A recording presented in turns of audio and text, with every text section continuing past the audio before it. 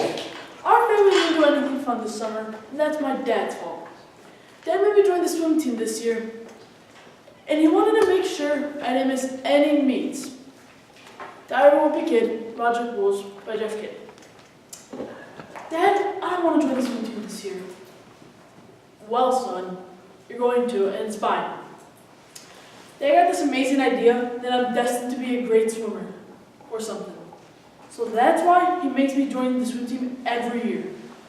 At my first swim meet a couple years ago, Dad told me that when the Empire shot off the star pistol, I was supposed to dive in and start swimming.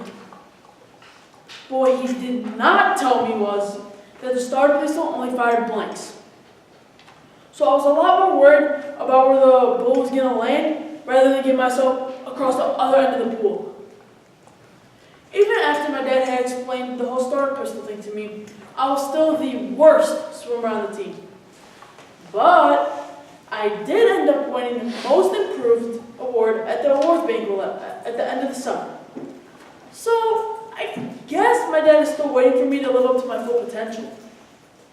In lots of ways, being on the swim team was worse than being in middle school.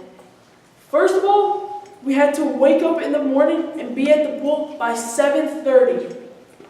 And the pool was freezing cold. And second of all, we were all crammed into 2 lanes. So I always had someone on my back trying to get in front of me. This was the first summer that our coach let us boys wear swim trunks instead of those skimpy racing trunks. But Mom said Roderick's hand-me-down bathing suit was perfectly fine. Halfway through the summer, I pretty much decided that I was done with the swim team. So I decided to come up with a trick to get out of practice.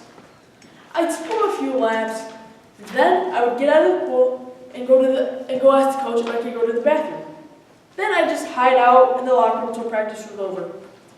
Hey coach, can I go to the bathroom? Sure. The only problem with my plan was that it was something like 40 degrees in there, so it was even colder than it was in the pool. I had to wrap myself up in toilet paper so I didn't get hypothermia. That's how I spent a pretty big chunk of my summer. And that's why I'm actually looking forward to going back to school tomorrow. Tuesday morning. When I got to school today, everybody around me was acting so weird. Then I remembered I had the cheese chunch from last year. I got that on the last week of school, and over the summer, I completely forgot about it. Luckily, there was a new kid in school today, and he was in my homeroom. His name was Jeremy, so that took care of that problem. Welcome to our school, Jeremy. Hope you have a nice time. Thanks, I'm sure I will. Kids whose last names start with the first few letters of the alphabet get called on the most by the teacher, and that's why they usually end up being the smartest. Some people think that's not true, but if you want to come down to my school, I can prove it.